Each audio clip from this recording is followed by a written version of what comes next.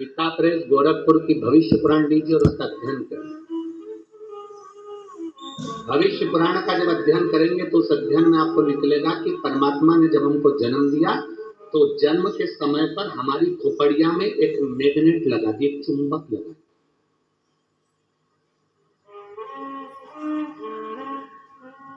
परमात्मा ने हमारी खोपड़िया में, हमारे मस्तिष्क में, हमारे भेजे में, हमारे सिर के अंदर, हमारे मस्तिष्क में चुंबक लगा। कभी अगर भविष्य पुराण पढ़ें तो उसमें अध्ययन करिएगा, हमारे मस्तिष्क में एक चुंबक परमात्मा ने जन्म के समय पर, पैदा होने से पहले, हमें बनाने से पहले, माता के गर्भ में जब हम पड़े हुए थे, हमारा मस्तिष्क बन रहा था तो इसमें चुंबक फिट कर। इसलिए मरने के बाद जब अंतिम संस्कार होता है, अंतिम संस्कार में जब मुर्दा आधा जल जाता है तो उसकी खोपड़िया को फोड़कर कपाल क्रिया करी जाती है। आपके दर करते कि नहीं करते वो हमको नहीं मालूम। हमारे दर की रीति है, बांस में लोटा बांधकर उसमें घी भरकर उसके घर के बेटों से, उसके पोता पोती से वहां पर खड़ा करवा के पोते से खोपड़िया में वो डंडा पड़वा कर वहीं घी उंडेलवा कर डंडे को फेंक दिया जाता है, उस बांस को फेंक दिया। देखा है आप लोगों ने इसको?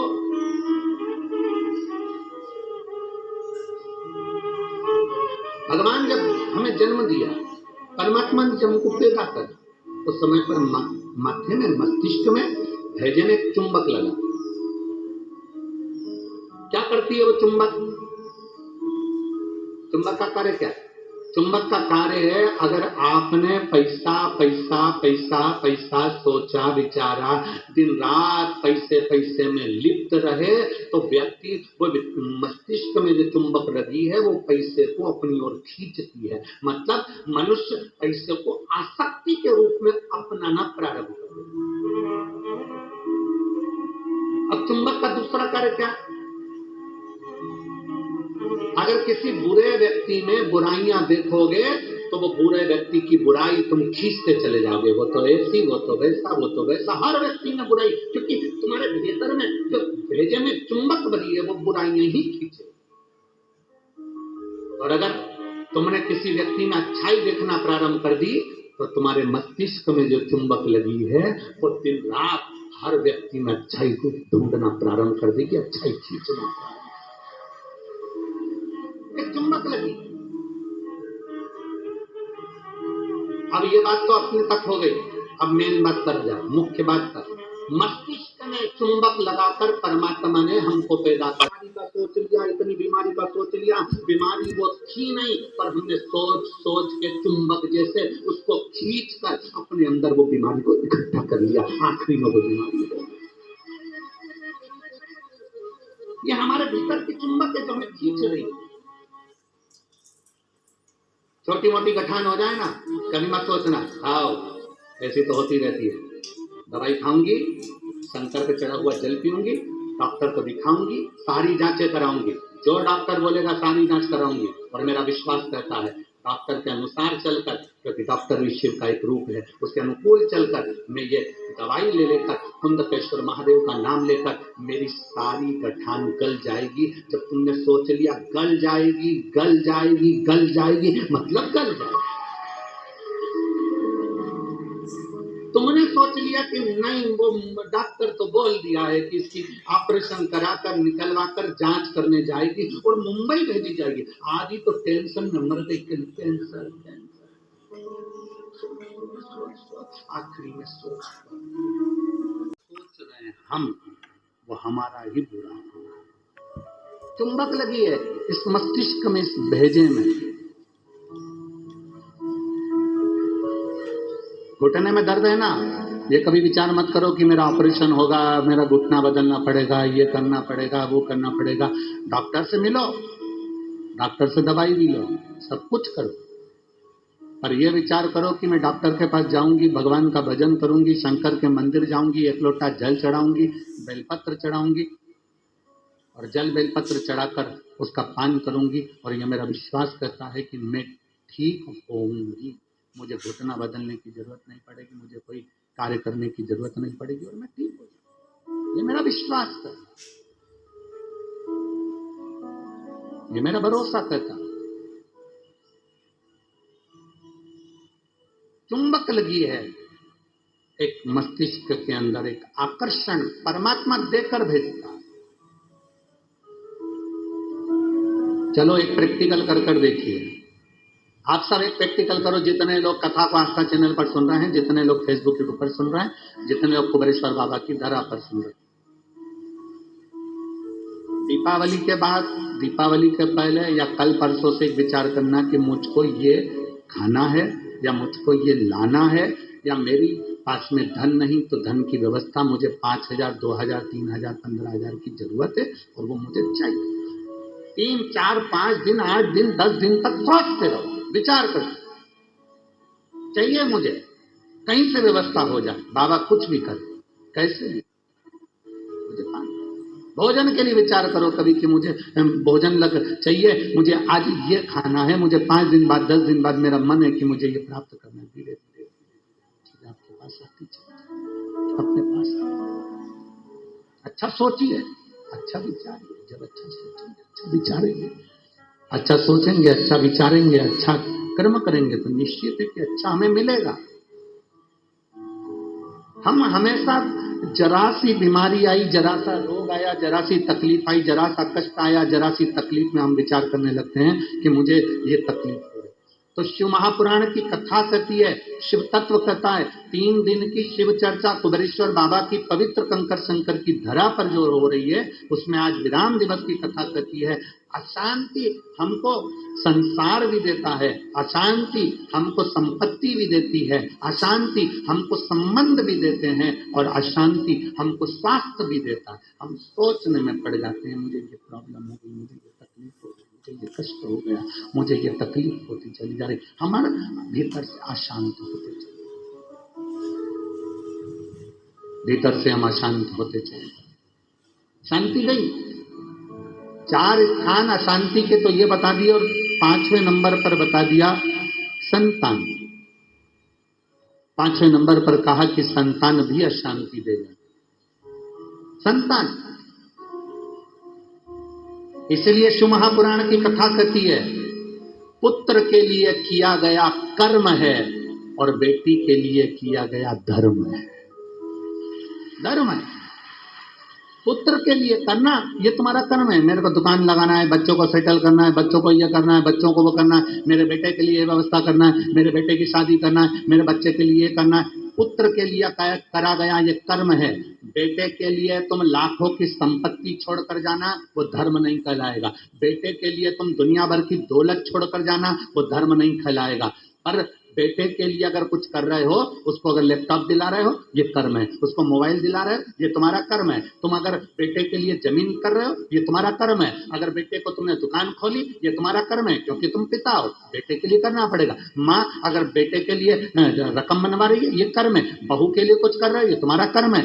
बेटे के लिए जितना करा वो कर्म है। गाड़ी लाए, कर्म है, क्योंकि बेटे के लिए लाना पड़ेगी, बहुओं के लिए लाना पड़ेगी, मकान बनाना पड़ेगा, जमीन करना पड़ेगी, जायदाद करना पड़ेगी, ये सब कर्म की गिनती है, ये सब कर्म। दुकान बनाओ बेटे के लिए, जरूरी है। जमीन करो बेटे के लिए, जरूरी है। मकान बनाओ बेटों के लिए, जरूरी है। बहू लाओ बेटों के लिए, जरूरी है। गाड़ी बंगला करो बेटों के लिए, जरूरी है। तुम्हारा कर्म है, करना ही पड़ेगा। पर बेटी अगर घर में आई और बेटी का अगर तुम लालन पालन कर रहे हो, बेटी को पढ़ा रहे हो, लिखा रहे हो, शादी कर रहे हो, विवाह कर रहे हो, उसको पढ़ा रहे हो, तो ये तुम्हारा कर्म नहीं है, ये तुम्हारा, जम के बोलो जरा, धर्म। इसलिए शिव महापुराण की कथा कहती है, कर्म और धर्म का लेवल बराबर लेकर चलना। अर्थात बेटे के लिए भी करो तो बेटी के लिए भी करते रहना, दोनों का लेवल बराबर लेकर चलिए। कर्म और धर्म के लेवल को बराबर लेकर चलोगे तो जिंदगी की सार्थकता सिद्ध हो जाएगी, तुम्हारा जीवन आनंदमय हो जाएगा। कर्म और धर्म के लेवल को बराबर बनाइए, बराबर। संपत्ति, संबंध,